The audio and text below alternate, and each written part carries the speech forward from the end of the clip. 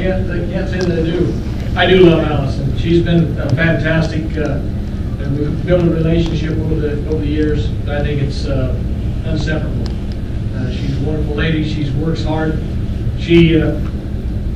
I was always grateful for her to be on the city council, because I found out that women like Allison have a different insight to things that make you think. Unfortunately, I was blessed with parents that always told me things like, son, shut your mouth and let man think you fool, rather than open your mouth and move all doubt. If your mouth's moving, you aren't listening. So I learned I'm a good listener. And so I've always appreciated the insight. That's how you're supposed to deal with things.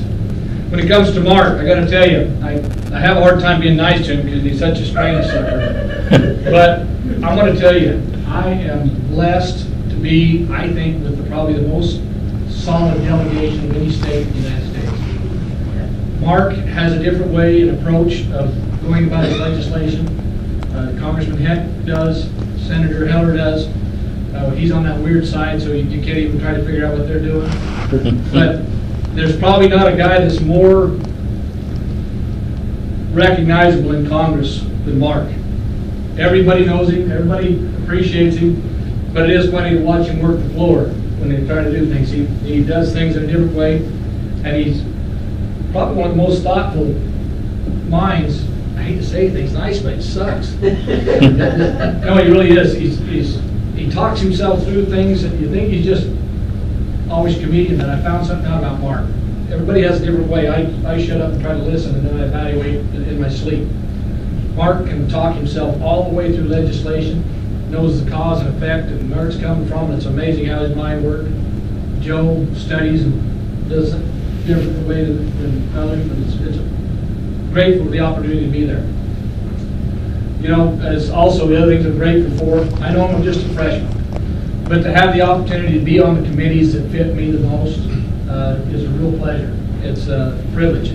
You know, to have the opportunity to serve on transportation infrastructure. Many of you may or may not know, but I was on the Las Vegas, the RTC, the regional flight, for almost 14 years, involved here in this valley. And it had a lot to do with some of the major roads, the Beltway and other major streets throughout this community. And so to be able to go and be on transportation infrastructure, well, that was just cool for me. And to also be on the subcommittees that fit our state very well. Highway and transit, pipeline and rail, and waters of the U.S. All three of those subcommittees fit the needs of the West and our state very well. And then to be on natural resources, to be on public lands, which I have a passion about. Anybody that knows anything about me, I have a real frustration with what's happened to the West and what's especially happened to our state with the amount of land that has been held by the federal government. And I continue to study all the time, every avenue I can, and continue to find more information out that even frustrates me more about how disenfranchised we are as a state. And when you need your properties for taxation, for education, infrastructure, and other, and the federal government holds it, and they lease out lands to solar projects, and with return one project in Tonopah Solar, $2 million a year goes to the federal government for leasing 2,000 acres. That money would be better in our hands, or in the county's hands of origin, to help those. And I can go on and on with mining and everything else that the federal government does, and the lack of management they have. So that's public lands is a huge issue, and then minerals and energy. You know, whether you believe it or not, some of the best paid jobs in Nevada are right there in the mining industry. And that may not sound like much to the folks here in the Las Vegas Valley. People don't understand how important that mining is to our valley. I can just give you one example of, just take Cashman Equipment here. You know that mining solely kept that company alive during this recession. When everything else was collapsing, that kept that company alive. That's thousands of jobs in this community to go up there and work on equipment and do things. Many of the businesses in this community were there. But what it also does is it helps those communities out in the rural areas to be able to afford their education system, pay a little extra tax. It helps them for their infrastructure and others. So we're not taking it out of the Clark County coffers or the Washoe County coffers to help pay for it. But when mining goes down, guess who pays? So You know, some years ago we tried to tax mining and hit it hard. It would have caused some devastation, I think, to our economy right here in Clark County. So mining, minerals and energy is a big issue to me also, so that it's good for our state. And then to be on the Small Business Committee, to be the chairman over oversight and regulation is a real privilege. You know, I'm a guy that has had a business for the last 20 years, and I understand the regulations and the frustration that happens, and I see what happens in my industry, in the construction industry, over all these environmental regulations that tell me that I have to go out, and the RTC might have to spend millions of dollars doing a environmental statement, impact study, on a freeway that already exists, that was tore up 60 years ago, just to go over, mill it and overlay it.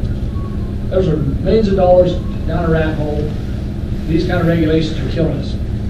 Just to give you an idea real quick about regulations, 82,035 pages last year were passed, moved through this, through the administration of new regulations handed down to small businesses. 82,035 in 1 year. 496 on New Year's, or on Christmas Eve, and 298 on New Year's Eve. We only worked half a day on New Year's Eve. So that's almost 300 pages a day that a business would have to read to keep up with what they're pumping out of there. So, and the impact, the studies have shown that that's costing our economy $2.3 trillion a year. $2.3 trillion a year. That's the 9th largest economy in the nation, in the world. That's bigger, almost as big as our budget that we approved. So those are kind of the frustrating things with life. You know, this is a serious sport. I sometimes think it might be a little bit over my head because I have a real challenge back in Washington, D.C. I love the district work, love being home, love being out meeting with people and businesses and talking to them about their issues. And seeing what their frustrations are, so we see where we can solve issues, whether it be in the working with Clark County, whether it's North Las Vegas, City of Las Vegas, City of Mesquite, Hawthorne, you know, Arrington, all over my district. I have a fantastic district. I know Mark would like to have parts of the pack, but to give it. But it's the most diverse district probably in the nation held by a Republican. And so I look forward to trying to keep it. I promised I'd run again. I'll work hard for it, as hard this time, if not harder than I did the first time. And along with frustrations, I think I'm going to keep it. So, so it's you know, it is a privilege, but Mark can tell you, any congressman, even Joe Heck or any of them tell you, you can question yourself why you're there. It's the greatest privilege I've ever had in my life to be able to serve. But it's not the greatest accomplishment I've ever had. To me, I have 2 accomplishments that were well above Congress, not to put it down, but to be able to raise a good family, self-reliant, self-sufficient, independent, 4 children out, raising the families of their own, that's the greatest accomplishment I've ever had. And keep a wife for 34 years, that's amazing. The other one is to be an employer. That's a fantastic feeling, to be able to have the opportunity to employ, and you know, upwards of about 350 employees in my peak. But the toughest thing I've ever done was to lose those employees and drop down to as low as 7. That's the biggest frustration I've ever had in my life. They didn't do anything wrong, but because of economies and because of government, it's changed the way things are done. And I directly blame government for what has happened in this recession. And I blame government, certain administration, and the lack of our authority congressionally to be able to do what you sent me here to do. You know, our constitutional authority was given to us that I was to go and get voted by you and go and work for you, not for we the people. We try to do that. But because of what has happened years and years before our time, you know, we don't have the authority that we thought we had. It's administrations that continue. We can't stop administrations because we don't have that authority that we used to have. And it's some things we can do with the power first, but there's so many things convoluted into issues that sometimes it's frustrating. I'll leave that up to these appropriators. They're the ones that get to figure that all out. But, it's a privilege. I'm going to shut my mouth. Go from there. I don't know what else you want to hear.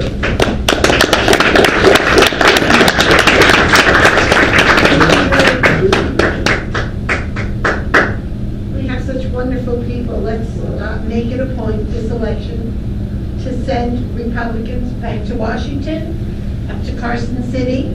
There is no substitute for winning. Remember that.